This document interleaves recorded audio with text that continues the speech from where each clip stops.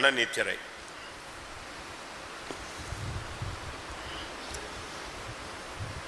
நூற்றி 21 சங்கீதம் 4 வசனம்.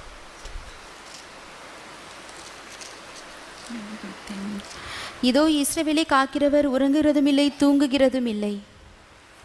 ஆண்டவருடைய தன்மை என்ன? இஸ்ரவேலை காக்கிறவர் உறங்குவதும் இல்லை தூங்குவதும் இல்லை. neither slumber nor sleep. அவர் உறங்குவதும் இல்லை தூங்குவதும் இல்லை. அப்படியானால் அப்படி இருக்க முடியும், அது தேவனால் முடியும் அப்படின்னு நீங்கள் நினைக்கிறீங்க. ஆண்டவர் சொல்கிறாரு, கர்த்தருடையவனும் அப்படி இருப்பான். ஏசாயா 5:27. அவர்களில் விடாய்த்தவனும் இடறுகிறவனும் இல்லை தூங்குகிறவனும் உறங்குகிறவனும் இல்லை. அவர்களில் ஒருவனுடைய இடுப்பின் கச்சை அவிழ்வதும் பாதரட்சிகளின் வார் அருந்து போவதும் இல்லை. ஆண்டவர் சொல்றாரு, தூங்குகிறவனும் இல்லை உறங்குவனும் இல்லை. ஆண்டவரை நீ பின்பற்ற ஆரம்பிச்சிட்டேன்னா உனக்கும் அந்த கேரக்டர் வந்துடும்.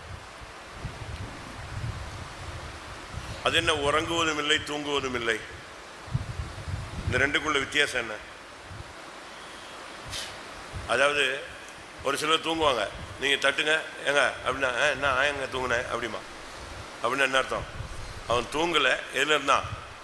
மயக்கத்தில் இருந்தான். அந்த உறங்குவதும் இல்லை தூங்குவதும் இல்லை. அந்த ஆனால் ஆண்டவர்கிட்ட அந்த மயக்கம் கூட கிடையாது. அவர் கண்ணா வந்துட்டா நம்மள என்ன வருது? அப்போ ஒரு தேவனுடைய பிள்ளையும் கூட பிரதிஷ்டை பண்ணி இப்படி ஒரு வாழ்க்கை வாழணும். 132 சங்கீதம் 4 வசனம்.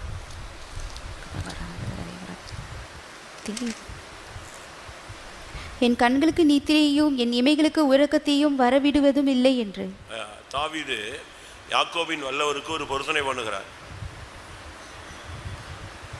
ஆண்டவருக்கு ஒரு வாசஸ்தலத்தை காணும் மட்டும் நான் என் கண்களுக்கு நித்திரையும் உறக்கத்தையும் நான் செய்ய மாட்டேன், வரவிட மாட்டேன். அப்படின்னு என்ன அர்த்தம்? என் ஜீவியம் ஒரு பரிசுத்தத்தை அடையிற வரைக்கும், என் ஆலயத்தை நான் கட்டி முடித்து நிப்பாட்டுற வரைக்கும் நான் இந்த காரியத்தில் தூக்கத்துக்கு இடமே கொடுக்க மாட்டேன். மற்ற நீங்கள் தெய்வங்கள் எல்லாம் எடுத்துக்கிட்டிங்கன்னா அவன் தூங்குவான். மற்ற தெய்வங்கள் தூங்குகிறது, அப்படிதானே? வாசிங்க 1 ராஜாக்கள் 18:27. மத்தியான வேளையில் எலியா அவர்களை பரியாசம் பண்ணி உரத்த சத்தமாய் கூப்பிடுங்கள், அவன் தேவனாம், அவன் தியானத்தில் இருப்பான் அல்லது அலுவலாய் இருப்பான் அல்லது பிரயாணம் போயிருப்பான் அல்லது தூங்கினாலும் தூங்குவான், அவனை எழுப்பத்தக்கவனா. பாகால் தீர்க்கதரிசியை பாகாலுடைய பற்றி எலியா சொல்ற வார்த்தை, அவன் என்ன செய்வான்? தூங்கினாலும் தூங்குவான். பாகால் ஒரு விக்கிரகம். அந்த விக்கிரகத்தை பற்றி எலியா சொல்றான், அவன் பிரயாணம் பண்ணியிருப்பான், எங்கேயாவது போயிட்டு கிடப்பான், ஆனால் இல்லைன்னா நெஞ்சிட்டு இருப்பான், அந்த ஆவி தூங்கிட்டு இருக்கும். அது ஒரு ஸ்பிரிட், நல்லா புரிஞ்சுக்கணும். தூக்கம் என்பது நல்லது. ஒரு மனுஷன் ஆரோக்கியமாக வாழ்கிறதுக்கு 8 மணி நேரம் தூங்கணுங்கிறான். குறைஞ்சது 6 மணி நேரமாவது தூங்கணும்பா. ஒரு ஊழியக்காரனும் ஒரு விசுவாசியும் குறைஞ்சது 3 மணி நேரம் தூங்கலாம் அப்படிங்கிறது நடைமுறை வாழ்க்கையில் உள்ள ஒரு பயிற்சி. அதுக்கு பிறகு அவன் ஃபுல் டைம் நெஞ்சிட்டே இருக்கணும், ஒர்க் பண்ணிக்கிட்டே தான் இருக்கணும். ஆனால் இந்த தூக்கம் ஒரு ஸ்பிரிட்டாக மாறுது, ஒரு ஆவியாக மாறுகிறது. ஏசாயா 29:10. கர்த்தர் உங்கள் மேல் கனநித்திரையின் ஆவியை வரப்பண்ணி. கனநித்திரையின் ஆவி, இந்த ஆவி வரும் பொழுதுதான் தரிசனம் போயிடுது. எல்லாமே நம்மளை விட்டு போயிடுறதுக்கு காரணம் இதுதான். இந்த ஆவி வரும் பொழுதுதான் நம்ம ஒண்ணுமில்லாம போயிடுறோம். ரோமர் 11:8.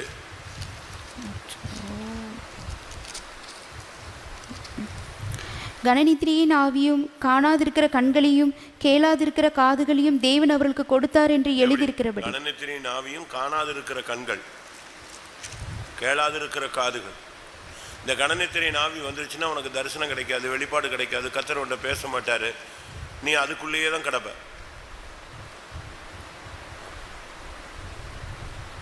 தூக்கம் அந்த ஸ்பிரிட் வந்துருச்சுன்னு வச்சுக்கோங்களேன், இன்னும் கொஞ்ச நேரம், இன்னும் கொஞ்சம் தூங்கட்டும்.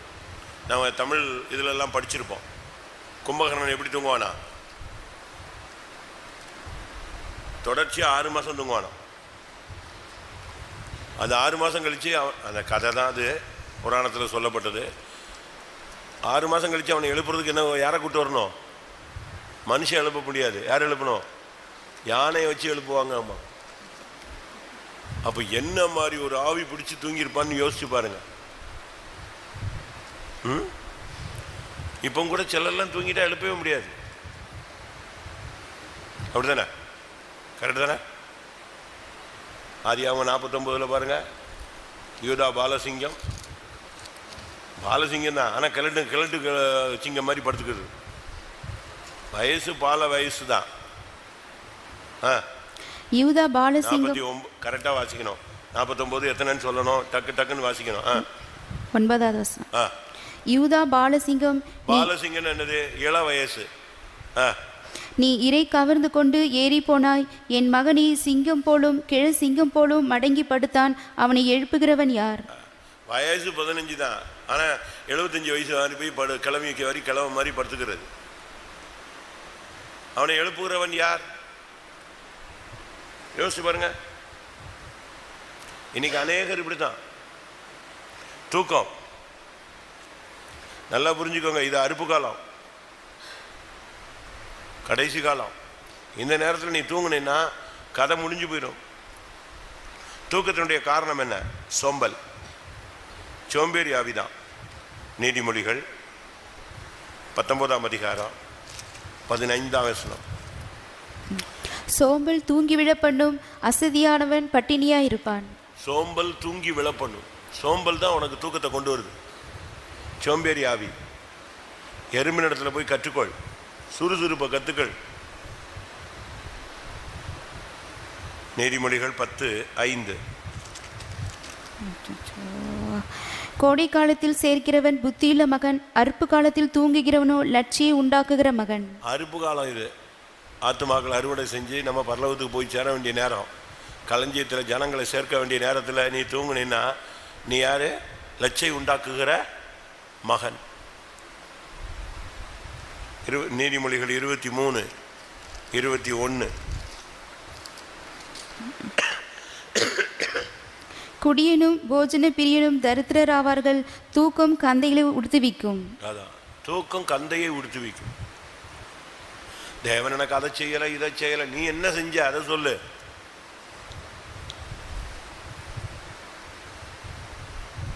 ஒருத்தன் கேட்டானா இந்தியா எனக்கு ஒண்ணுமே செய்யலன்னு. அப்ப அவன் கேட்டிருக்காடா இந்தியாவுக்கு நீ என்னடா செஞ்சிருக்க?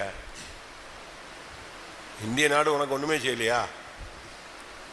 ஆண்டவர் உனக்கு என்ன செஞ்சாரு அப்படின்னு கேட்குற.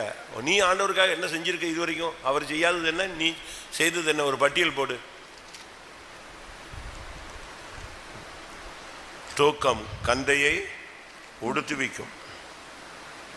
நீ தூங்கலாம், ஆனால் மற்றவங்க தூங்குற மாதிரி தூங்கக்கூடாது. கையை காலை விரிச்சிட்டு பப்பரப்பான்னு படுத்துக்கிட்டு உலக மனுஷன் மாதிரி பரிசுத்தத்துக்கு மாறாக நீ தூங்கக்கூடாது. புரியுதா? ஒரு சிலருக்கு தூங்கிட்டா என்ன நடக்குன்னே தெரியாது. ஆவியில் நிறைஞ்சா கூட உன் ட்ரெஸ்ஸு விலகிறத நீ கவனிக்கணும். ஆவியில் நிறைஞ்சா கூட நீ ஆம்பளை சைடில் இருக்கிறியா பொம்பளை சைடில் இருக்கிறியான்னு நீ உனக்கு உணரணும். நான் சொல்கிறது சரிதானா? சரியா? ஆவி நீ தூங்கினா கூட ஒழுங்காக தூங்கணும்பாங்க. தூக்கத்தில் கூட உனக்கு பரிசுத்தம் இருக்குது, கண்ட மாதிரி தூங்கக்கூடாது. நான் சொல்லலை, வசனம் பாரு. 1 தெசலோனிக்கேயர் 5:6. 1 தெசலோனிக்கேயர் 5:6. ஆகையால் மற்றவர்கள் தூங்குகிறது போல நாம் தூங்காமல். எப்படி? மற்றவர்கள் தூங்குகிறது போல நாம் தூங்காமல். ரொம்ப கவனமா இருக்கணும். ஆண்டவர் வரும்பொழுது தூங்கிடாத, கதை முடிஞ்சு போயிடும். மார்க்கு 13:36. நீங்கள் நினையாத வேளையில் அவன் வந்து உங்களை தூங்குகிறவர்களாக கண்டுபிடியாதபடிக்கு விழித்திருங்கள். அவர் வரும்போது உன்னை தூங்குறவனா கண்டுபிடிக்க கூடாது, விழிச்சிருக்கிறவனா கண்டுபிடிக்கணும். எஜமான் வரப்போகிறார். தூக்கம் ஒரு சாவோடு ஒப்பிடப்பட்டிருக்கு. நித்திரைன்னு நம்ம சொல்றோம், தூக்கத்துக்கும் நித்திரை தான், சாவுக்கும் நித்திரை தான். அப்படித்தானே? இயேசு நித்திரை அடைந்தவர்களில் முதற் பேரானவர், முதற் பலனானவர். நித்திரை அடைந்தவர்கள் எல்லாம் எழுந்திருப்பார்கள், அப்படிலாம் படிக்கிறோம். எபேசியர் 5:14 பார்க்கும்போது, தூங்குகிற நீ விழித்து மரித்தோரை விட்டு எழுந்திரு, அப்பொழுது கிறிஸ்து உன்னை பிரகாசிப்பார். ஆதலால் தூங்குகிற நீ விழித்து மரித்தோரை விட்டு எழுந்திரு, அப்பொழுது கிறிஸ்து உன்னை பிரகாசிப்பிப்பார் என்று சொல்லி. நீ விழிக்கணும். நீ தூங்குற நீ விழிச்சிட்டேன்னா நீ எதை விட்டு எழும்பி வரேன்னு அர்த்தம்? செத்து போன கூட்டத்தை விட்டு வெளியே வரேன்னு அர்த்தம். அதுக்காக நான் தூக்கத்துக்கு எதிரி கிடையாது, தூங்கலாம். ஆனால் மற்றவங்க தூங்குற மாதிரி தூங்கக்கூடாது. 8 மணி நேரம், 10 மணி நேரம், 12 மணி நேரம். இந்த ஒரு கரடியை சொல்லுவாங்க, இந்த பனிக்கரடி, கேள்விப்பட்டிருக்கீங்களா? 6 மாதம் தூங்கும், 6 மாதம் முழிச்சிருக்கோம். தெரியும் தானே? அந்த சீசன் மாறப்போகுது அப்படின்னா நேராக அது பனிக்கட்டியை தோண்டி உள்ளே போய் பேசாமல் படுத்துக்குங்க, கப்புன்னு. அடுத்த 6 மாதம் அது இருக்கும். அதுக்கு பிறகு அந்த பனி உருகி வெளியே வரும்போது தான் அது எங்கே வரும்? அந்த சீசன் முடியும் போது தான் அழகாக உயிரோட வெளியே வந்துருங்க. நம்முடைய தூக்கம் பெரிய தோல்வி.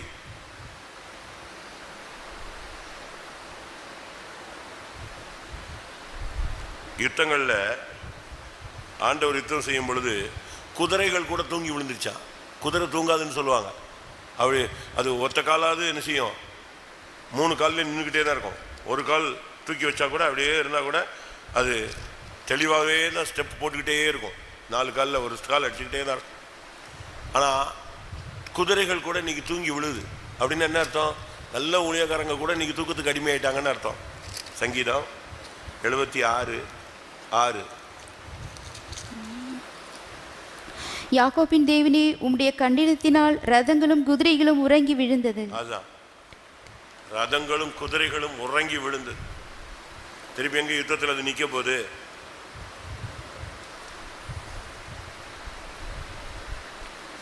இன்னைக்கு கர்த்தர் சுத்திகரிப்பு கொடுக்கிறார். தூக்கத்தை ஜெயிங்க. தூக்கத்துக்குள்ளதான் ஒரு பெரிய வீழ்ச்சி மறைஞ்சிருக்கு. ஏதோ ஒரு நாள் அயர்ந்த நித்திரை, ஓகே. ஏதோ ஒரு நாள் நம்ம 4 நாள் 5 நாள் ஹார்ட் ஒர்க் பண்ணுறோம், இல்லை அலைகிறோம், பிரயாணங்களில் இருக்கிறோம், இல்லை உடம்புக்கு சரியில்லை, அதெல்லாம் தேவனுக்கு தெரியும். தேவனுக்கு தெரியாதா உன் கண்டிஷன்? ஆனால் தூக்கங்கிறது ஒரு பிசாசின் ஆயுதம். அதை உன் மேலே பிரயோகிப்பான். அதில் அந்த வலையில் நீ சிக்கிட்டேன்னா உடனே தூங்கவே வச்சிருவான். அதனால தான் ரோமர், இப்போ சப்ஜெக்டுக்கு வருவோம், ரோமர் 13:1. எந்த மனுஷனும் மேலான அதிகாரம் உள்ளவர்களுக்கு கீழ்ப்படிய கடவன், ஏனென்றால் தேவனாலே அன்றி ஒரு அதிகாரம் இல்லை. உண்டாயிருக்கிற அதிகாரங்கள் தேவன். இல்லை, ஏதோ ஒரு தப்பு இருக்கு. நித்திரையை விட்டு எழுந்திருக்கத்தக்க வேலை 11 மன்னிக்கவும். நித்திரையை விட்டு எழுந்திருக்கத்தக்க 13:11. நித்திரையை விட்டு எழுந்திருக்கத்தக்க வேலையாயிற்றென்று நாம் காலத்தை அறிந்தவர்களாய் இப்படி நடக்க வேண்டும். விட்டு எழுந்திருக்கத்தக்க வேலை இதுதான். இதுவரைக்கும் தூங்குனது போட்டும், பாஸ்ட் இஸ் பாஸ்ட். இனிமேலாவது தூங்காம இருக்கிறதுக்குள்ள வழியை பாருங்க. தூங்கிட்டேன்னா அவன் தன்னுடைய காரியத்தை சாதிச்சிருவான். தூங்கலாம், அதுக்கு ஒரு டைம், அந்த சர்டன் டைமோட நீ க்ளோஸ் ஆயிடும். மணிக்கணக்காக தூங்குறது, நாள் கணக்காக தூங்குறது, இரவும் பகலும் தூங்குறது, விடாமல் தூங்குறது, 2 நாள் தூங்குறது, சாப்பிட்டு தூங்குறது, சாப்பிட்டு போய் படுத்துக்கிறது. எலியா என்ன பண்ணா? 1 ராஜாக்கள் வாசிங்க.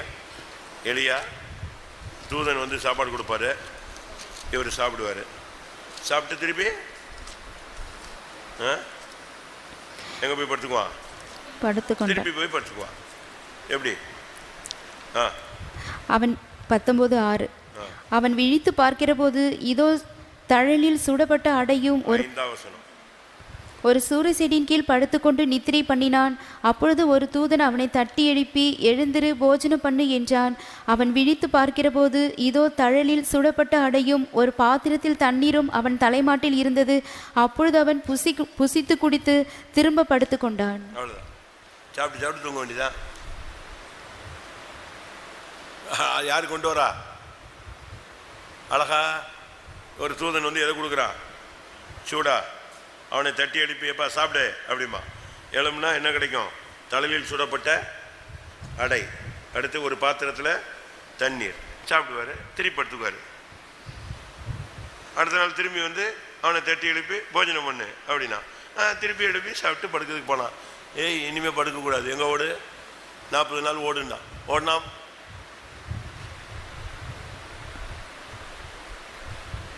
அதுக்கு காரணம் என்ன? இப்போ தான் நம்ம சப்ஜெக்டுக்கு வரோம். இது நித்திரையிலிருந்து எழுந்திருக்கத்தக்க வேலை.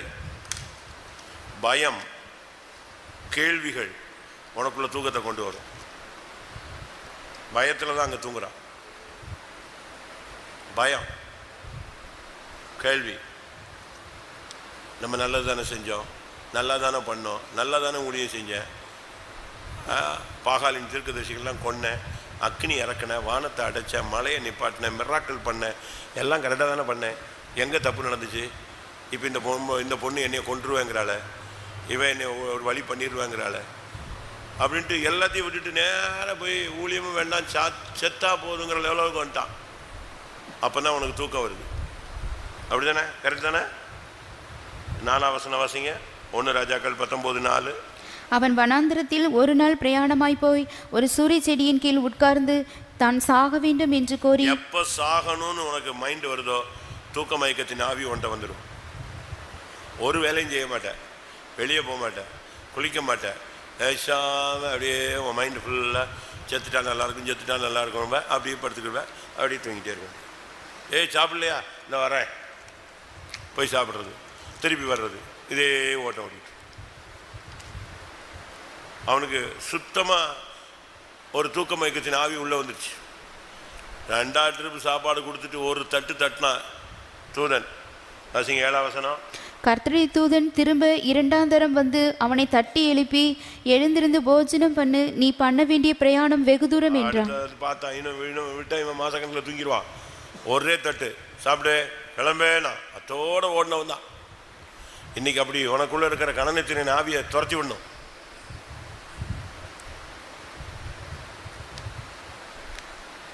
முக்கியமான நேரம் இவன் தூங்கிக்கிட்டு நான் செத்தா போதும், புலம்புனா போதும், நான் இருந்தா போதும், நான் ஏன் இருக்கணும், நான் அவனை பார்க்கல நல்லவன் அல்ல, இவனை பார்க்கல நல்லவன் அல்ல. புலம்பல் எப்போ வருது உனக்குள்ள? தூக்கம் வரும். பயம் எப்போ வருது? அப்போ உனக்குள்ள தூக்கம் வரும். சாவு எப்போ வரணும்னு சாவை வாஞ்சிக்கிறியா? தூக்கம் வரும். அப்படிதான் நான் சொல்றது கரெக்ட் தானே? வாசிங்க லூக்கா 22:45 பாருங்க. லூக்கா 22:45. அவர் ஜெபம் பண்ணி முடித்து எழுந்திருந்து தம்முடைய சீஷரிடத்தில் வந்து அவர்கள் தூக்கத்தினாலே நித்திரை பண்ணுகிறதை கண்டு. எதனால நித்திரை? துக்கத்தினால. சொல்லுங்க. துக்கத்தினால நித்திரை பண்ணுகிறதை கண்டு. துக்கம் தான் நான் சொன்னேன், அதான் சொன்னேன். இந்த பயம், துக்கம் இதெல்லாம் வந்த உடனே அப்படியே இழுத்து மூடி படுத்துறது. இந்த நேரத்தில் தாங்க போராட வேண்டிய நேரம். தண்ணி அதிகரிக்கும் பொழுதுதான் நீ நீச்சல் அடிக்கணும். தண்ணி முழங்கால் இருக்கிற அளவில் இருக்கும்போது நீ தக்கான்னு அடிச்சுட்டு இருப்பியா? அங்கே அடிக்க வேண்டிய அவசியம் இல்லை, நீ நடந்தே போயிட்டே இருக்கலாம். இந்த கணனித்திரையின் ஆவி உனக்குள்ள வருதான்னு பாரு. சரி, நான் இப்போ வரிசையாக ஒவ்வொரு பாயிண்டாக சொல்லிட்டே வரேன். இந்த எந்த தூக்கத்தின் ஆவி உன்னைய டச் பண்ணியிருக்குன்னு மட்டும் பார்த்துட்டே வா. அதை கண்டுபிடிச்சின்னா நீ பாக்கியவான். எப்பெல்லாம் உனக்கு தூக்கம் வருது? ஃபஸ்ட்டு இப்போ படித்தது 1 ராஜாக்கள் 19:5. பயம், துக்கம், புலம்பல், சாவை விரும்புதல். 2வது அந்த ஆவி வந்து என்ன பண்ணுதுன்னு நான் சொல்கிறேன். அப்போஸ்தலர் 20:9. அப்போஸ்தலர் நடபடிகள் 20ஆம் அதிகாரம் 9ஆம் வசனம். அப்பொழுது ஐத்திகை என்னும் பெயர் கொண்ட ஒரு வாலிபன் ஜன்னலில் உட்கார்ந்திருந்து பவுல் வெகுநேரம் பிரசங்கம் பண்ணி கொண்டிருக்கையில் மிகுந்த தூக்கமடைந்து நித்திரை மயக்கத்தினால் சாய்ந்து 3ஆம் இந்த ஆவிக்கு நீ இடம் கொடுத்தீன்னா ஒன்று பயத்தில் ஒன்று தூங்க வைக்கும், துக்கத்தில் தூங்க வைக்கும், சாவ விரும்பி தூங்க வைக்கும் ஃபஸ்ட்டு. ரெண்டாவது, இந்த கணநித்திரின் ஆவிக்கு இடம் கொடுத்துட்டீங்கன்னா பிரசங்கத்தை கேட்க விடாமல் தூங்க வைக்கும். செகண்ட், புரியுதா? கணநித்திரின் ஆவிக்கு நீ இடம் கொடுத்துட்டீங்கன்னா ஃபஸ்ட்டு உன்னைய துக்கப்படுத்தும், துக்கத்தில் உன்னை தூங்க வச்சிரும், பயத்தில் தூங்க வச்சிரும், புலம்பல்லையே தூங்க வச்சிரும். அடுத்து என்னது? வாழ்க்கையே வேண்டாங்கிற நிலவரத்துக்கு கொண்டு வந்து உன்னை தூங்க வைக்கும். ஏப்பா எழும்பி போலையா, வா வா அப்படின்னு பேசாம திருப்பி எங்கே தான் செய்வான், தூங்கிட்டு இருப்பான். அவன் விரக்திக்கு போயிட்டான்னு அர்த்தம். எலியா அப்படித்தான் போயிட்டான், ஃபைனலுக்கு போயிட்டான். ரெண்டாவது, இந்த கணநித்திரியின் ஆவி உன்னை பிரசங்கம் கேட்க விடாமல் தூங்க வைக்கும். ஏன்னா 4 வார்த்தை கேட்டீங்கன்னா மண்டையில் ஏறிடும். பார்த்தியா,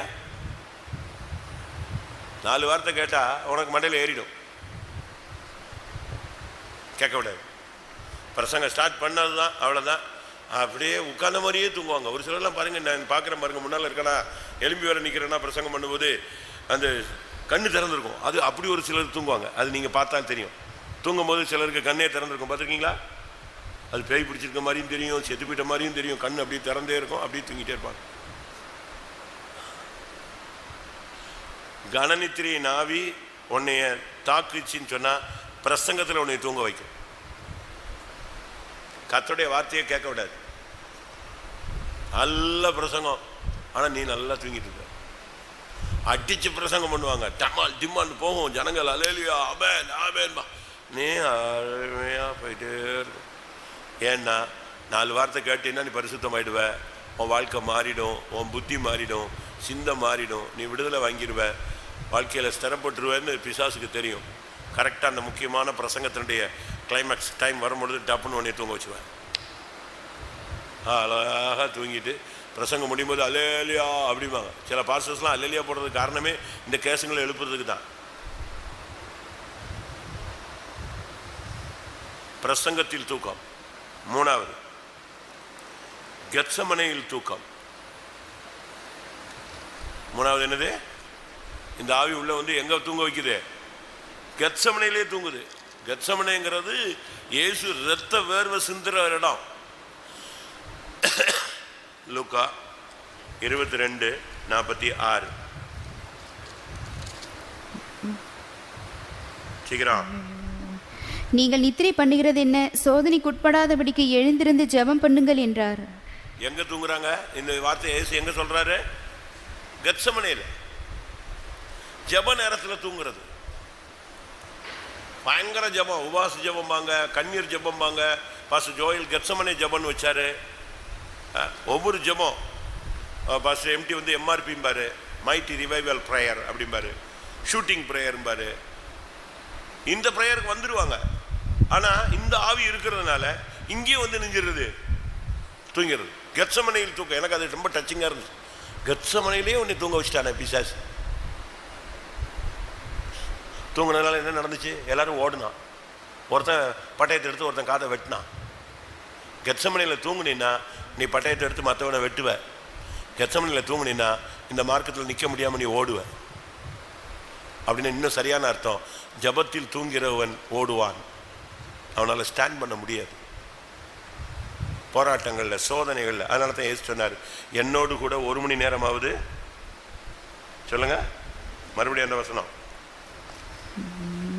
நீங்கள் நித்திரை பண்ணுகிறது என்ன? சோதனைக்குட்படாதபடிக்கு எழுந்திருந்து ஜெபம் பண்ணுங்கள் என்றார்.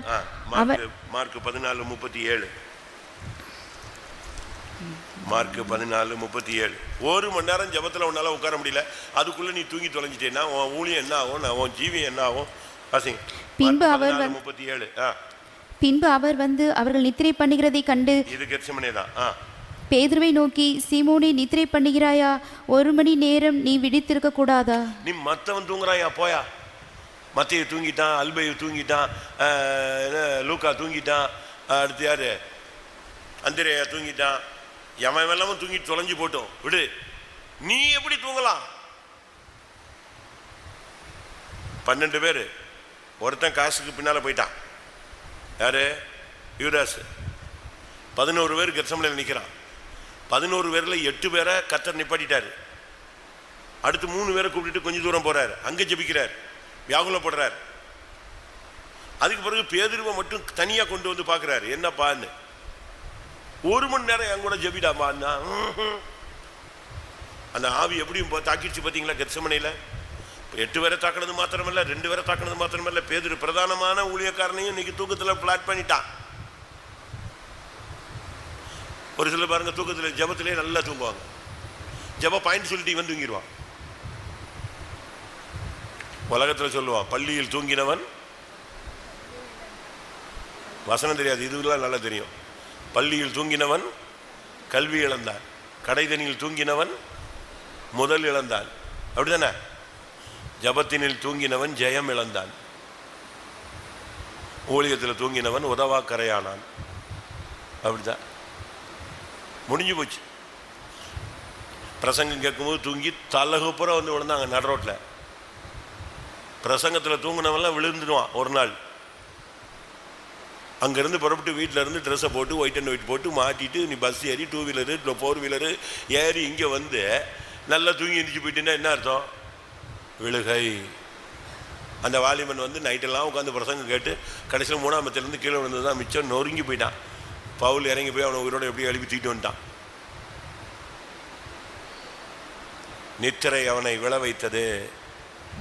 பிரசங்கத்தில் தூக்கம், அடுத்து கெத்செமனேல தூக்கம். ஆண்டவர் சொல்றாரு, 1 மணி நேரம் என் கூட இருக்கக்கூடாது? 10 மணிக்கு அவன் முடிஞ்சிச்சு, 11 மணிக்கு முடிஞ்சிச்சுல்ல, 1 மணி நேரம் என் கூட இருக்கக்கூடாதா? ஆண்டவர் கேட்குறாரு. தான் கூட 1 மணி நேரம் ஒரு விசுவாசி, ஒரு ஊழியக்காரன் இரவில் தனியாக இருப்பானா? புருஷன் பொண்டாட்டி பிள்ளைகளெல்லாம் விட்டுட்டு என் கூட 1 மணி நேரம் இருப்பானா அப்படின்னு ஆண்டவர் விருப்பப்படுறார். நீ அப்படி ப்ராக்டிஸ் பண்ணி பாருங்க. உனக்கு மனைவி இருக்கலாம், பிள்ளை இருக்கலாம், புள்ள குட்டி இருக்கலாம், இல்லாமல் போகலாம், விடு. எல்லா ஜெபமும் முடிஞ்சுதா? தனியாக 1 மணி நேரம் ஆண்டவர் கேட்குறார். சோதனைக்கு உட்படாதபடி வெளித்திருந்து ஜெபம் பண்ணுங்கள்னு சொல்லிட்டு பேதுருவை பார்த்து சொல்கிறார், நீ நித்திரை பண்ணுறியா? 1 மணி நேரம் என் கூட இருக்கக்கூடாதாப்பா? உன்னால் இருக்க முடியாதா? கெத்செமனேயில் நித்திரை, பிரசங்கத்தில் நித்திரை. லூக்கா 9:32. லூக்கா 9:32. பேதுருவும் அவனோடு இருந்தவர்களும் நித்திரை மயக்கமாய் இருந்தார்கள். ஆகிலும் அவர்கள் விழித்து அவருடைய மகிமையையும் அவரோடு நின்ற அவ்விரண்டு பேரையும் கண்டார்கள். இது மறுரூப மலையில நடந்த ஒரு சம்பவம். இயேசு சீடர்களை கூப்பிட்டு போய் மறுரூப மலையில அவங்களுக்கு மறுரூபமாக்கி காண்பித்தார். அதை பார்த்து அந்த நேரத்துலையும் இவன் தூங்கிட்டாருக்கான்.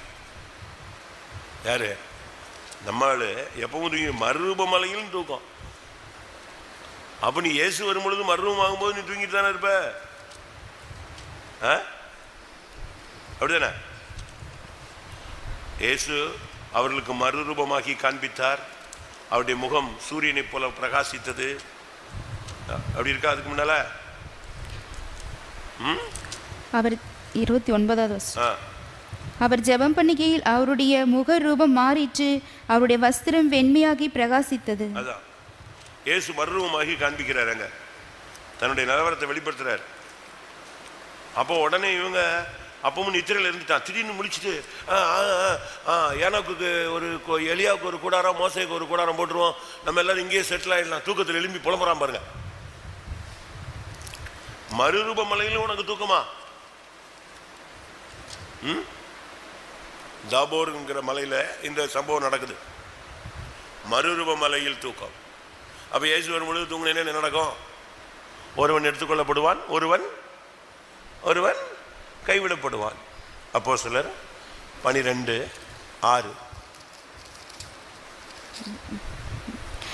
ஏரோது அவனை வெளியே கொண்டு வரும்படி குறித்திருந்த நாளுக்கு முந்தின நாள் ராத்திரியிலே பேது 2 சங்கிலியினாலே கட்டப்பட்டு 2 சேவகர் நடுவே நித்திரை பண்ணி கொண்டிருந்தான். நல்லா புரிஞ்சுக்கணும். இந்த அதிகாரத்தை நீங்க படிச்சு பார்த்தீங்கன்னா 1ஆம் வசனத்துல யாக்கோபை கொன்னுட்டான்.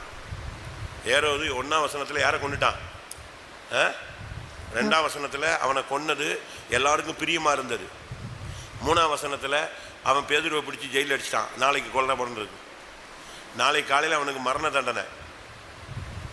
5ஆம் வசனத்துல சபை போராடி ஜெபிச்சுட்டு இருக்கு. 6ஆம் வசனத்துல பாதிக்கப்பட்ட ஆள் நெஞ்சிட்டு இருக்காரு. சொல்லுங்க, நல்லா தூங்கிட்டு இருக்காரு. பிரச்சனை வரும்போது தானங்க நீங்க ஜெபிக்கணும்.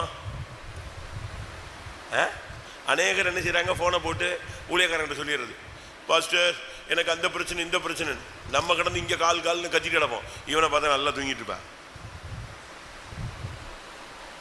எனக்காக உபவாசம் போடுங்க, இவன் உபவாசம் போடுவான். அங்க பார்த்தா ஆள் பாத்தி நல்ல பிரியாணி சாப்பிட்டு சுத்திட்டு இருப்பான்.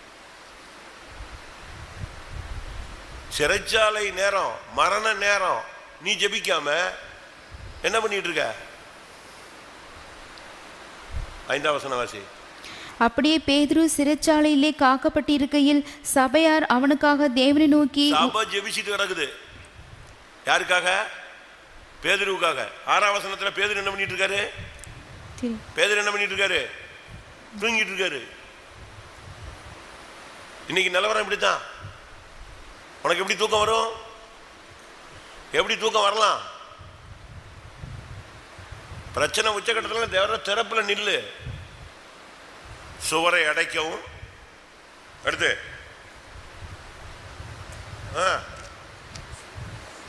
எதை? சுவரை அடைக்கவும் போச்சுடா.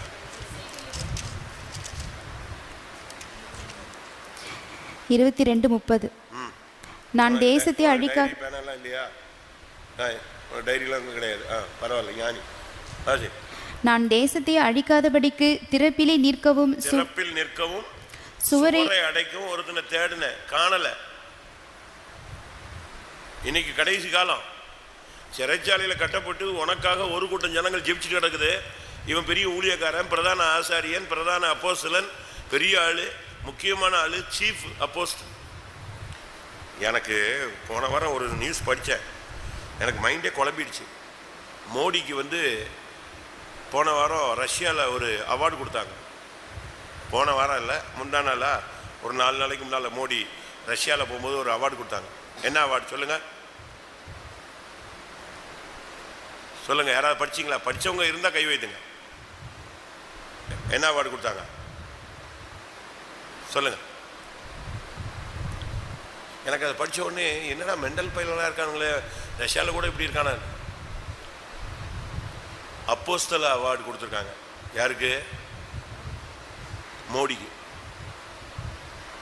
ரஷ்யாவுடைய உயர்ந்த அவார்டு அதுதான். நோபல் பரிசு அதுன்னு கொடுக்குறாங்க இல்லையா? ஒவ்வொரு நாட்டுக்கும் உயரிய பரிசு விருதுன்னு வச்சுருப்பாங்க.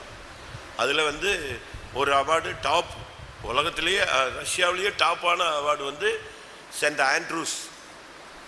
அங்கே சர்ச் இருக்கு, அந்திரேயா சர்ச். அந்த சர்ச்சினுடைய அப்போஸ்தல அவார்டு தான் பெருசு. அதை யாரு கொடுத்துருக்காங்க? மோடி கொடுத்துருக்காங்க அப்போஸ்தல அவார்டு. எனக்கு அதை படித்த உடனே சார் தான், இவனுக்கு அப்போஸ்தலன்னா என்ன தெரியும், அவனுக்கு என்ன அது அப்போஸ்தலன்னா என்ன தெரியும்? 2 பேருக்கும் எது தெரியாது, அப்போஸ்தலன்னா என்னன்னு தெரியாது. சரி, அது போட்டோம். சிறைச்சாலை உடனே காலையில் கொல்ல போறான்னு சொல்லியிருக்கிறான். கொல்றதுக்கு வாய்ப்புகள் அதிகமாக இருக்கு. உனக்காக ஒரு கூட்டம் ஜனங்கள் கால்னு கத்திட்டு கிடக்கிறான். கர்த்தர் பரலோகத்திலிருந்து தூதன் அனுப்புறதுக்கு ரெடி ஆகிக்கிட்டு இருக்கிறாரு. ஆனால் நீ என்ன பண்ணிட்டு இருக்க? போராட்டத்தின் மத்தியில் தூக்கம். மரண நேரத்தில் நீ எப்படி தூங்கலாம்? ஜெயிக்கணுமா நீ? பிரசங்கத்தில் தூக்கம், கெத்சமனையில் தூக்கம், மறுரூப மலையில் தூக்கம், சிறைச்சாலையில் தூக்கம். நீ தூங்கினதுனால ஒரு சிலர் பாருங்க, நல்லா தூங்கிட்டு எழும்புவாங்க, மண்டை குழம்பிடும். நைட்டு தூங்கும்போது நல்லா பேசிட்டு தூங்குவான். சரி, அதை பண்ணிடலாம், இதை பண்ணிடலாம், அப்படி பண்ணிடலாம், இப்படி பண்ணிடலாம், ரொம்ப தெளிவாக இருக்கிற மாதிரி இருக்கும். காலையில் பார்த்தீங்கன்னா திருப்பியும் பழைய குருடி கதவு துரடின்னு வந்துடுவான், ஸ்ட்ராயின்னு கீழே வந்துடுவான். காரணம் என்ன? நித்திரை சத்துரு களை விதிக்க வாய்ப்பாக இருக்கிறது. வாசிங்க, மத்தேயு 13:25.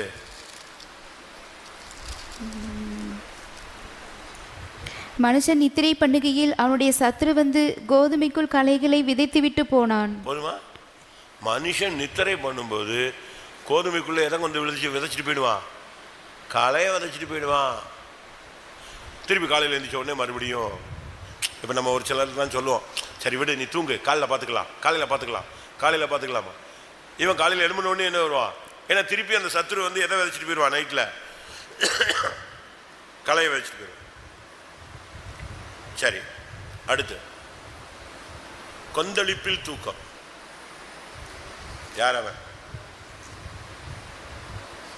சொல்லுங்க. யோனா 1:6. அப்பொழுது கப்பற்காரர் 5:6 வருஷம். அப்பொழுது கப்பற்காரர் பயந்து அவனவன் தன் தேவனை நோக்கி வேண்டுதல் செய்து பாரத்தை லேசாக்கும்படி கப்பலில் இருந்த சரக்குகளை சமுத்திரத்தில் எரிந்து விட்டார்கள். யோனாவோ வென்றால் கப்பலில் கீழ்த்தட்டில் இறங்கி போய் படுத்துக்கொண்டு அயர்ந்த நித்திரை பண்ணினான். அப்பொழுது மாலுமி அவனிடத்தில் வந்து, நீ நித்திரை பண்ணுகிறது என்ன? எழுந்திருந்து உன் தேவனை நோக்கி வேண்டிக்கோள், நாம் அழிந்து போகாதபடிக்கு சுவாமி. கடலும் கொந்திக்குது, கப்பல் படாத வேடு விடுது, அந்த ஜனங்கள்லாம் ஓன்னு கத்திக்கிட்டு இருக்கிறான். இங்கே நம்மால் நல்லா தூங்கிட்டு இருக்கான். சூப்பர் தூக்கம் தூங்குறாங்க. சபையில் பிரச்சனை, ஊழியத்தில் பிரச்சனை, பரிசுத்தவான்களுக்கு பிரச்சனை, தேசத்தில் பிரச்சனை, எவ்வளவோ போராட்டங்கள் வந்துக்கிட்டு இருக்கு. ஆனால் நம்மால் நெஞ்சிட்டு இருக்கான். எதை பற்றியும் கவலை கிடையாது. அது அடுக்கு எடுத்து மூடி தூங்கிட்டே இருக்க வேண்டியதான். திறப்பில் நிற்க வேண்டியதெல்லாம் மறந்து போச்சுங்க. இரவு ஜபம் எத்தனையோ பேருக்கு போயிடுச்சு, தனி ஜபம் எத்தனையோ பேருக்கு போயிடுச்சு, முழங்கால் ஜபம் எத்தனையோ பேருக்கு சுத்தமாக போயிடுச்சு, உபவாச ஜபம் சுத்தமாக போயிடுச்சு, கையெடுக்கிற ஜபம் இப்போ ஜபத்தில் கண்ணை மூட முடியல. நமக்கு அந்த கிருபை கூட இல்லாமல் போயிடுச்சு. 5 நிமிஷம் ஜெபம் பண்ணால் 100 ட்ரிப் கண்ணை முடிச்சு கூட்டு மொழி முடிக்கிறான், திருட்டு மொழி முடிச்சுக்கிட்டாங்க. கண்ணை மூடல. யோசிச்சு பாருங்க, நம்முடைய நிலவரம் என்னங்கிறத யோசிங்க. காரணம் பின்மாற்றம். ஆண்டவர் ஒன்று சொன்னா இவன் ஒன்று சொல்றது. நீ நினிவேக்கு போனா ஐயா எங்க போறாரு? எங்க போறாரு? தர்சீசுக்கு போறாரு. கிழக்க போனா மேற்க போறது, மேற்க போனா கிழக்க போறது. ஆண்டவர் ஒன்று சொன்னால் அதுக்கு ஆப்போசிட்டாக போகும்போது உனக்கு இந்த கணநித்திரின் ஆவி உள்ள நுழைஞ்சிரும். அதுக்கு பிறகு கப்பல் கொந்தளிச்சான்னா, கடல் கொந்தளிச்சான்னா, கப்பல் உடஞ்சே போனான்னு இவன் டிக்கெட் வாங்கியிருக்கான் பங்கரில். கப்பலின் அடித்தளத்தில் தான் டிக்கெட் வாங்கியிருக்காரு. 3 டிக்கெட் இருக்கும், பங்கர் ஒன்று இருக்கும், அது ரொம்ப லோ ரேட். அடுத்து நார்மல், அதுக்கு பிறகு டீலக்ஸ், நல்ல டாப்பில் அழகாக எல்லாத்தையும் பார்த்துக்கிட்டே படுத்துக்கிட்டே போகலாம். இவர் எங்கே வாங்கியிருக்காரு? டிஸ்டர்ப் இல்லாமல் படுக்கணும்னு எங்கே போய் உட்காந்துட்டு இருக்கான். தூங்குறதுல கூட டிஸ்டர்ப் இல்லாமல் கரெக்டாக போய் ஒரு இடத்த பிடிச்சிக்குவாங்க. கன்னத்தில் கை வைத்தால் கடவுளே மறந்து விடுவார். பின்மாற்றத்தில் தூக்கம், கொந்தளிப்பில் தூக்கம். அடுத்து தானியேல் 10ஆம் அதிகாரம் 8ஆம் வசனம் 9ஆம் வசனம், சாரி 9ஆம் வசனம். அவருடைய வார்த்தைகளின் சத்தத்தை கேட்டேன். அவருடைய வார்த்தைகளின் சத்தத்தை நான் கேட்கும்போது நான் முகம் கவிழ்ந்து நித்திரை போகிற நான் தரையில் முகங்குப்புற விழுந்து கிடந்தேன். தானியேல் 8:18. அப்பொழுது மனுஷ ரூபமான ஒருவன் திரும்ப என்னை தொட்டு என்னை திடப்படுத்தி, பிரியமான புருஷனே, பயப்படாதே, உனக்கு சமாதானம் உண்டாவதாக. 8:18.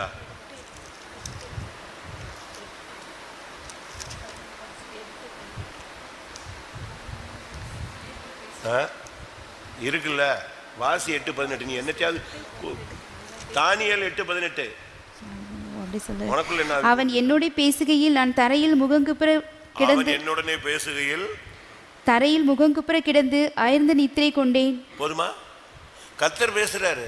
கர்த்தர் பேசுற நேரத்தில் தூக்கம், தரிசனம் பார்க்கும்போது தூக்கம், காத்திருப்பு கூட்டத்தில் தூக்கம், ஆவி நிறையும் போது தூக்கம். இந்த ஸ்பிரிட் இருக்கான்னு பாருங்க. நீங்க தானியேல் ஒரு விசேஷமான ஆளு, ஆண்டவருக்கு ரொம்ப பிரியமானவன். ஆனா கர்த்தர் பேசுறாரு. கர்த்தர் பேசும்போது என்ன செஞ்சிடறான்? நித்திரை போயிட்டான், குழந்துட்டான். அப்போ உனக்கு தரிசனம் வெளிப்பாடு கிடைச்சி என்ன பிரயோஜனம்?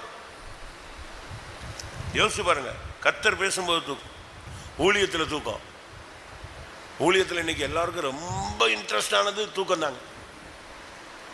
ஊழியத்தில் இப்போ இருக்கிற ஊழியக்காரங்களுக்குள்ள என்னையும் சேர்த்தே சொல்கிறேன்னு வச்சுக்கோங்களேன், தூக்கம் தான் இன்னைக்கு ரொம்ப இன்ட்ரெஸ்ட். சாப்பிட்டியா? ஆமாம். அடுத்து தூக்கம். 2 to 5 நீங்கள் ஃபெய்த்தம் போனீங்கன்னா ஃபெய்த்தம் கயிறு கட்டி இழுத்துட்டே போகலாங்க. காலையில் 5 to 7 வந்தீங்கன்னா நீங்கள் ஃபெய்த்தமத்தை கூறு போட்டு விற்றுட்டு போயிடலாம். அன்னகர்கள், ஏசாயா 56:10 பாருங்க. அன்னகர்கள் நித்திரை ஊழியத்தில் தூக்கம். அவனுடைய காவற்காரர் எல்லாரும் ஒன்றுமறியாத குருடர், அவர்கள் எல்லாரும் குலைக்க மாட்டாத ஊமையான நாய்க்கள், தூக்க மயக்கமாய் புலம்புகிறவர்கள், படுத்துக் கொள்கிறவர்கள், நித்திரை பிரியர். 3 காரியம். தூக்க மயக்கமாய் புலம்புகிறவர்கள், படுத்துக் கொள்ளுகிறவர்கள், நித்திரை பிரியர். ரொம்ப இன்ட்ரெஸ்டாக உங்களுக்கு அதில் தான். காரில் ஏற்றுங்க, 1 செகண்ட் தூங்கிடுவாங்க. இவனை வச்சு காரை ஓட்ட விட்டா செத்தாங்க அதில். அப்படிதானே? அடுத்து மணவாட்டியின் தூக்கம். பேர் தான் மணவாட்டி, மறுரூபமாக போகிறாங்க. ஆனால் தூக்கம்னா தூக்கம், ஐயோயோ அப்படி ஒரு தூக்கம். ஆண்டவர் வந்து தட்டுறாருங்க.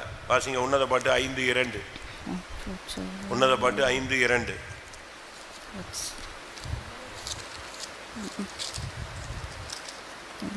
நகரத்தில் திரிகிற காவலாளர் என்னை கண்டு 5:2. நான் நித்திரை பண்ணினேன், என் இருதயமோ விழித்திருந்தது. கதவை தட்டுகிற என் நேசரின் சத்தத்தை கேட்டேன்.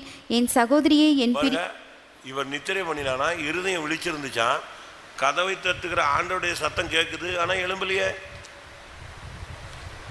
எப்படி இருக்கும் நிலவரம்?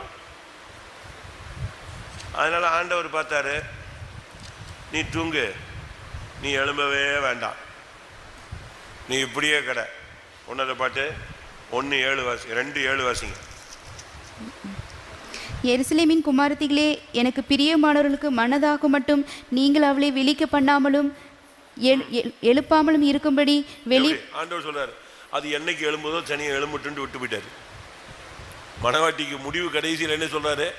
அவளை விழிக்க பண்ணாதிருங்கள், எழும்பவே வேண்டாவா. 3:5. எருசலேமின் குமாரத்திகளே, எனக்கு பிரியமானவளுக்கு மனதாக மட்டும் நீங்கள் அவளை விழிக்க பண்ணாமலும் எழுப்பாமலும் இருக்கும்படி.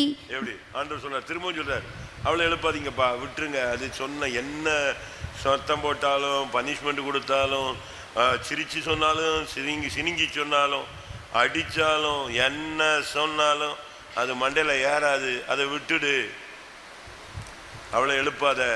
அவளை எழுப்புறேன்னா, நீ அவளை எழுப்ப போனீன்னா உன்னுடைய கிருபை போயிடும், பரிசுத்தம் போயிடும், வார்த்தை போயிடும், நன்மை போயிடும், உன் பேர் தான் கெட்டு போகும். அதை விட நாசமாக போகிறதுக்கு விட்டுருங்கிறார். அப்படியா? உன்னத பாட்டு 8:4. எருசலேமின் குமாரத்திகளே, எனக்கு பிரியமானவளுக்கு மனதாக மட்டும் நீங்கள் அவளை விழிக்க பண்ணாமலும் எழுப்பாமலும் இருக்க உங்களை ஆணையிடுகிறேன். 3 ட்ரிப் சொல்லிவிட்டாரு இந்த வசனத்தை. எழுப்பாத. நீங்கள் இப்போ பாருங்க, நீங்கள் பிரசங்கம் பண்ணுறேன்னு வச்சுக்கோங்களேன். ஒரு ஆள் தூங்குறாரு, உங்களுக்கு பயங்கர கோபம் வருது. இப்படி பக்கத்தில் உட்காந்து தூங்குறானே, ஏய் அப்படிங்கிறான். பண்ணவன் என்ன அப்படிமா நாய் கடிச்ச மாதிரி இப்படி முறைச்சு பார்ப்பான். என்ன தூக்கத்தை திகழ்த்திட்டான. அடுத்து 2 நிமிஷத்தில் அவன் முடிச்சிருவான், இவன் நெஞ்சிருவான். அந்த ஆவி வெளியே வந்துருச்சு. வெளியே வந்த ஆவி யாருக்குள்ளே போகணும்? க்ளோஸாக ஆள் இவனுக்கு. கொஞ்ச நேரம் கழிச்சு இவன் முழிச்சு பிரசங்கம் கட்டிட்டு இருப்பான், இவன் தூங்கிட்டு இருப்பேன். இதுதான் ஆவி. ஒரு ஆவி ஒரு ஆளுக்குள்ளே இருந்து பூந்துச்சுன்னா அடுத்த ஆளுக்குள்ளே பூந்து. அதனால தான் இந்த டிரைவர்ஸ் எல்லாம் முன் சீட்டில் இருக்கிறவங்கள பார்த்தும்போது சொல்லுவான், தூங்காத. தூங்கினா எங்கே வரும் அந்த ஸ்பிரிட்டு? சொல்லுவான் பஸ்காரன், எங்கே எழுப்பி போயிடு, நவண்டு போ, தூங்காத. 35 வரும் போயிடுவான் மொத்தமாக. பிரசங்கத்தில் தூக்கம், அடுத்து கெத்சமனையில் தூக்கம், மறுரூப மலையில் தூக்கம், சிறைச்சாலையில் தூக்கம், கொந்தளிப்பின் பின்மாற்றத்தில் தூக்கம், தரிசன நேரத்தில் தூக்கம், கர்த்தர் பேசும்போது தூக்கம், அன்னக ஊழியத்தில் தூக்கம், மணவாட்டியின் தூக்கம். அப்படிதானே? அடுத்து யுத்த களத்தில் தூக்கம். யுத்தம் உச்சி கட்டத்துக்கு போயிட்டு இருக்க ஒரு ஆள் தூங்கிட்டு இருக்காங்க, அவன் தாங்க சீஃப். நியாயாதிபதிகள் 4:21. பின்பு ஏபோரின் மனைவியாகிய யாகில் ஒரு கூடார. அதுக்கு முந்தின வசனம். அப்பொழுது அவன், நீ கூடார வாசலில் நின்று யாராவது ஒருவன் வந்து இங்கே யாராகிலும் இருக்கிறார்களா என்று உன்னிடத்தில் கேட்டால் இல்லை என்று சொல் என்றான். ஆயாசமாய்ப்படுத்த அவன் தூங்கி போனான். பின்பு ஏபோரின் மனைவியாகிய யாகேல் ஒரு கூடார ஆணியை எடுத்து தன் கையில் சுத்தியை பிடித்து கொண்டு மெல்ல அவனண்டையில் வந்து அவன் நெற்றியிலே அந்த ஆணியை அடித்து போட்டால் அது உருவ போய் தரையிலே புதைந்தது. அப்பொழுது ஆயாசமாய் தூங்கின அவன் செத்து போனான். யுத்த காலத்துல நான் அடிச்சு விரட்டி ஓடி தப்பி ஓடிக்கிட்டு இருக்கிற நீ எப்படி போய் தூங்கலாம்? யுத்த காலம் 900 இருப்பு ரதங்களோடு வந்திருக்கிறான். இவன் தான் சேனாதிபதி, யாகினுடைய சேனாதிபதியே இவன் தான். நின்று யுத்தத்தில் அடிச்சுக்கிட்டு இருக்கிறான். கர்த்தர் ஜெயம் கொடுக்குறாரு தேவனுடைய ஜனங்களுக்கு. இவன் எதிரி அடி வாங்கிட்டு விழுந்து ஓடுறான். சரி நம்ம எப்படியா தப்பிடுவோம்னு சொல்லிட்டு எல்லாத்தையும் விட்டுட்டு விழுந்து ஓடியே விட்டான். ஓடி எங்கே போகணும்? வீட்டுக்குள்ளே போகணும், நாட்டுக்கு போகணும், தப்பணும்ல. நேராக போய் யாகேல் வீட்டில் போனான். இதுக்கு பிறகு என்னால் ஓட முடியாது, நான் இங்கே வந்திருக்கேன் யாருக்கும் சொல்லாத அப்படின்னா. சரி ஓகேன்ட்டான். உள்ளே போனவன் உடனே இழுத்து மூடி படுத்து தூங்கிட்டான். எப்படிங்க தூக்கம் வரும் சொல்லுங்க? சில சாவு வீட்டில் பாருங்க, நம்மளாம் உட்காந்து பாட்டு பாடிட்டு இருப்போம், வீட்டுக்காரன் நல்லா தூங்கிட்டு இருப்பேன். எனக்கு ஆச்சரியமா இருக்கு, என்னடா இது நம்ம உட்காந்து வாழுவேன்மோ அவன் தாழுவேன்னு தூங்கிட்டு இருப்பேன். ஒரு ஆள் நித்திரையில் போயிட்டாரு, இவன் இன்னும் நித்திரையில் போயிட்டான். சாவு வீட்டுக்காரன் நல்லா தூங்கிட்டு இருப்பான். வியாதியஸ்தருக்காக நீங்கள் போய் ஜெபம் பண்ணுங்க, அந்த வீட்டில் உள்ளவங்களாம் தூங்கிட்டு இருப்பாங்க, நீங்கள் உட்காந்து அலையிலையா போட்டுகிட்டே இருக்க வேண்டியதான். யுத்த காலத்தில் தூங்குறது எப்படி இருக்கும்? அதே மாதிரி ஒரு தாய், சரியான தூங்கு மூஞ்சி தாய், தூங்கி தாம் கெட்ட படுத்திருந்த பிள்ளை மேலேயே விழுந்து புரண்டு படுத்து அந்த பிள்ளையை கொண்டு விட்டா. இது இப்படி ஒரு தூக்கம்? ஒரு பெத்த தாய்க்கு தாம் பிள்ளை பக்கத்தில் கிடக்கிறது தெரியாதா? அறிவு இருக்காது, கொண்டு விட்டா. பாசிங்க 1 ராஜாக்கள் 3:20. அப்பொழுது உமது அடியாள் நித்திரை பண்ணுகையில் இவள் நடு ஜாமத்தில் எழுந்து என் பக்கத்தில் கிடக்கிற என் பிள்ளையை எடுத்து, அதுக்கு முந்தின வசனம், ராத்திரி தூக்கத்திலே இந்த ஸ்திரீயின் பிள்ளைகள் மேல் புரண்டு படுத்ததினால் அது செத்து போய். ராத்திரி இந்த ஸ்திரீ தன் பிள்ளையின் மேல் புரண்டு படுத்ததினால் செத்து பிள்ளை நெஞ்சிருச்சு, செத்து போச்சு. ஒரு சிலர் பாருங்க, ஒரு ரூம்ல நைட்ல படுக்கும்போது கிழக்க படுத்திருப்பாங்க, காலையில் படுக்கும்போது எங்க எழுமோ கேட்டில் அது பாட்டு சுத்திக்கிட்டே இருக்கும். அது ஒரு ஆவி.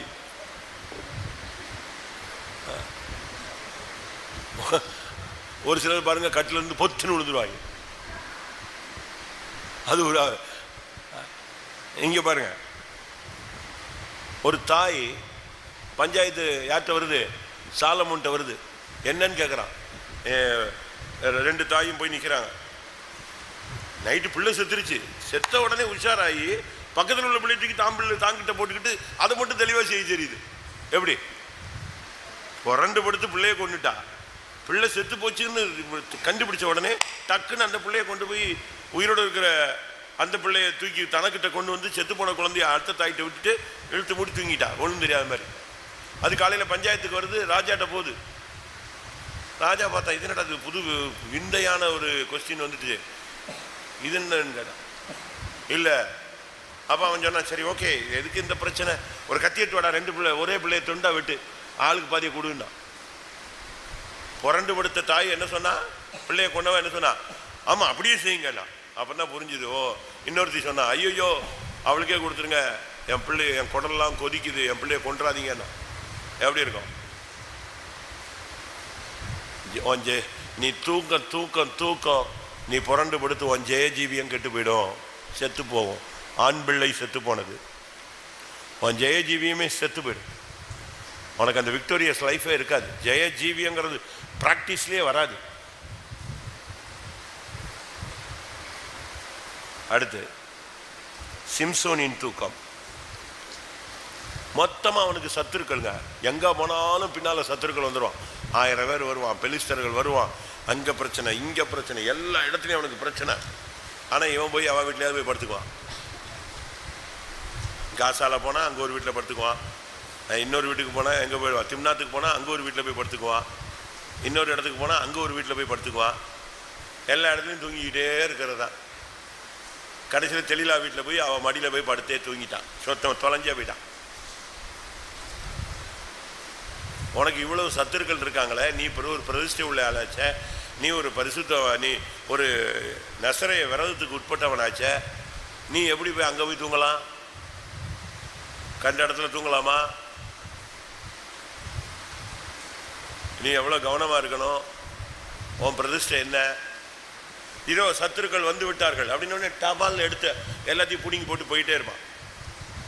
ஒரு நாள் வந்தது, இதோ பிலிஸ்தர்கள் வந்து விட்டார்கள். டாட்டா பட்டான்னு எந்திரிச்சா ஒன்றுமே இல்லை. ஏன்னா எல்லாம் எது போயிடுச்சு? தூக்கத்தில் எதை எடுத்துட்டா? தலையை சிரைச்சிட்டா. அப்படி தூங்கிட்டான். அங்கதான் கேடு. தூக்கத்தில் உன்னை அப்படி யாராவது தொட்ட டப்புன்னு எழுமணும். ஒரு ஒரு பள்ளி சத்தம் கொடுத்தா கூட நீ எழுமணும். உன் தூக்கம் அவ்வளவுதான் இருக்கணும். ஏய் அப்படின்னா அப்படிங்க டம்மு டம்மு டம்மு டம்மு டம்மு டம்முன்னு ட்ரம் அடிச்சு நான் எழுப்புற மாதிரிலாம் எழுப்பக்கூடாது. இவனை அவ படுக்க வச்சு எரிஞ்சிருக்கா, தலையில அழகா வலிச்சு ரேசரை வச்சு மொத்தமா எடுத்துட்டாச்சு. 7 ஜடை வளர்த்துருந்தாங்க. 7 ஜடையும் மொத்தமா எடுத்து மொட்டை அடிச்சு விட்டுட்டு படுக்க வச்சிருந்தா. இவ்வளவு அழகாக தூங்கி இருந்தார். இதோ பெலிஸ்தர்கள் வந்து விட்டார்கள். ஆயினா ஒண்ணுமே இல்லை, சுக்கு தண்ணி இல்லை, ஒன்றும் கிடையாது. அப்படியே டவுன் ஆகிட்டான். அப்போ நான் தலையை தொட்டு பார்த்தா தலை என்னது? மொட்டை போச்சு. அப்போதான் ஓன்னு கத்துனா. அதுக்குள்ள அடிச்சு ஒண்ணுமில்லாம ஆக்கி கண்ணுக்குன்னெல்லாம் குருடாக்கி கண்ணை புடுங்கி எடுத்துட்டானுங்க. நீ நல்லவனா நெஞ்சிருக்கணும். தலையில சவரன் கத்தி அப்படி பட்ட உடனே நெஞ்சிருக்கணும். நீ ஏய் அப்படின்னு எழும்பியிருக்க வேண்டாம். எழும்பியிருந்தா அவளை அப்படியே கழுத்து பிடிச்சிருக்கலாம். சத்துருவ சுத்தி கடைசியில் எங்க வந்துட்ட? நீ ஏன் பிரதிஷ்டையிலே கை வச்சிட்டியான்னு. கை வைக்கலையவன் இவன் தான் தூங்கிட்டு இருக்கான். நீ தர வாசி 16:19. அவள் அவனை தன் மடியிலே நித்திரை செய்ய பண்ணி. சூப்பரா நித்திரை பண்ண வைப்பாங்க. படுத்துக்க. முடிவு பாரு. ஒருவனை அழைத்து அவன் தலைமயிரின் 7 சடைகளையும் சிறைப்பித்து அவனை சிறுமைப்படுத்த தொடங்கினால் அவன் பலம் அவனை விட்டு நீங்கிற்று. நித்திரையில் உன் பிரதிஷ்டையை இழப்பாய். உன் பலன் போயிடும். உன் மான மரியாதை எல்லாம் போயிடும். உன் கண்ணு போயிடும், தரிசனம் போயிடும், வெளிப்பாடு போயிடும், நம்பிக்கை போயிடும், நிச்சயம் போயிடும், எல்லாமே போயிடும். இதுதான் அன்னைக்கு நடந்தது. எல்லாவற்றுக்கும் மேலாக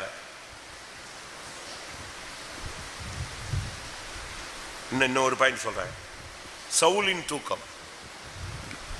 சவுல் தாவீதை விரட்ட, தாவீது அவன் இருந்து ஓட, இவனை நாய் மாதிரி விரட்ட, கௌதாரி மாதிரி விரட்ட.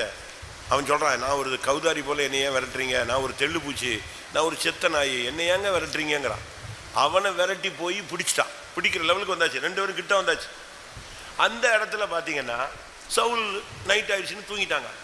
தூங்குறான், சரியான தூக்கம். அவன் கூட இருக்கிறவன் அவனை விட தூக்கம். Abner full flat. அவன் தான் படை தளபதி, மெய்காப்பாளன். நைட்டை தாவீது நேரம் வந்து இவன் செம்பையை தூக்கிட்டு போயிட்டான். யார? சவுளுடைய ஈட்டியும் செம்பையும் தூக்கிட்டு போயிட்டான். அங்கிருந்து கூப்பிட்டான், அப்னேர் ராஜ குற்றம்டா, நீ பாதுகாக்க தவறி விட்டாய் அப்படின்னு அங்கிருந்து சத்தம் கொடுத்தான். அதுக்கு பிறகு அப்னேர் இருந்துச்சு போயினா. ஒரு பிரயோஜனம் கிடையாது. நீ பாதுகாக்க வேண்டிய ஒரு ஆள், காப்பாற்றுகிறதுக்காக அபிஷேகம் பண்ணப்பட்டவன், நீ திறப்புல நிற்க வேண்டிய ஒரு ஆள். அப்படிதானே? 1 சாமுவேல் 26:7-12. சரி, அது விடுங்க. காப்பாற்ற வேண்டிய ஆள், நீ தூங்கக்கூடிய ஆள் கிடையாது. மனுபுத்திரனை உன்னை இஸ்ரவேல் புத்திரருக்கு நான் உன்னை யாரா மாத்திருக்கேன்? இந்த சபையில நீ உன்னை விசுவாசியா மாத்தல. இந்த சபைக்கு உன்னை பாதுகாப்பாளனாய் மாத்திருக்கிறார். இந்த சபைக்கு நீ யாரு? ஒரு காவலாளன், ஒரு வாட்ச்மேன். இந்த இடத்துக்கு இல்ல, இந்த சபைக்கு. டெய்லி நீ ஸ்தோத்திரம் பண்ணணும், ஜெபிக்கணும், வேலி அடைக்கணும். சரி, கடைசி ஆபிரகாமின் தூக்கம். ஆபிரகாம் செஞ்ச ஒரு நேரம் தூங்குனதுக்கு அவன் சந்ததி 400 வருஷம் அடிமைக்குள்ள போயிடுச்சுங்க. ஒரு நேரம் தூக்கம் எங்க கொண்டு போய் விட்டுடுச்சு பாருங்க. ஆதியாகமம் 15. சூரியன் அஸ்தமிக்கும் போது ஆபிரகாம் 2 வசனம் சொல்லு. சூரியன் அஸ்தமிக்கும் போது ஆபிரகாமுக்கு ஆழ்ந்த நித்திரை வந்தது. சூரியன் அஸ்தமிக்கும் போது எத்தனை மணி? சொல்லுங்க. சூரியன் அஸ்தமிக்கிற டைம் என்ன? ஒரு 6, 6:30 கருக்கல் டைம் இருக்கிறது, இருட்டுற நேரம். இப்போ யாருக்கு தூக்கம் வருது? நம்மால் தான் பிரசங்கத்தில் தூங்குறான், பாட்டில் தூங்குறான், பிரசங்கத்தில் தூங்குறான். அடுத்து என்னது? கெத்சமனியில் தூங்குறான், மருவமலையில் தூங்குறான், சிறைச்சாலையில் தூங்குறான், கப்பலில் தூங்குறான், கத்தர் பேசும்போது தூங்குறான், எல்லாத்துலேருந்து ஒன்று தூங்குறான். இவனுக்கு இப்போ நடவடிக்கை என்ன? 6:30க்கெல்லாம் அவனுக்கு ஏன் தூக்கம் வராது? 24 hours தூங்குற பார்ட்டிக்கு 6:30க்கெல்லாம் பெரிய பிரச்சனையா? ஆபிரகாம் எத்தனை மணிக்கு தூங்கியாச்சு? சூரியன் அஸ்தமிக்கும் போது அவனுக்கு அயர்ந்த நித்திரை வந்தது. அவன் பலி செலுத்திட்டு உட்கார்ந்துட்டு இருக்கான். பறவையெல்லாம் இறங்குது, எப்படி சுகமா அப்படியே தூங்கிடுவான். ஆண்டவர் பார்த்தார், என்னடா இப்படி தூங்குறான்? அன்னைக்கு கத்தர் 400 வருஷம் அவன் சந்ததி அடிமைக்குள்ள போனார். உன்னுடைய ஆபிரகாம் ஒரு விசேஷித்த தேவனுடைய மனுஷன், விசுவாசத்தின் தகப்பன், ஆண்டவருடைய சிநேகிதன். ஆனால் அவனுடைய தூக்கம் அவன் சந்ததியை 400 வருஷம் அடிமைக்குள்ள கொண்டு போகணும். இஸ்ரேல் ஜனங்கள் 400 வருஷம் சீரழிஞ்சு செங்கல் சுமந்தான்னா அதுக்கு காரணம் என்ன? உங்கள் தகப்பனாகி ஆபிரகாமுடைய தூக்கம். உன் தூக்கம் உன் சந்ததியை அடிமைக்குள்ள கொண்டு போயிடும். உன் தூக்கம் உன்னுடைய சந்ததிக்கு அடிமையாக மாறக்கூடிய வாய்ப்பை கொண்டு வந்துடும். அதனால நீ தூங்குறதை நிப்பாட்டு. எல்லாரும் கண்களை மூடுவோம். எப்பெல்லாம் இந்த ஆவி உன்னையை தாக்கி இருக்குன்னு பாரு.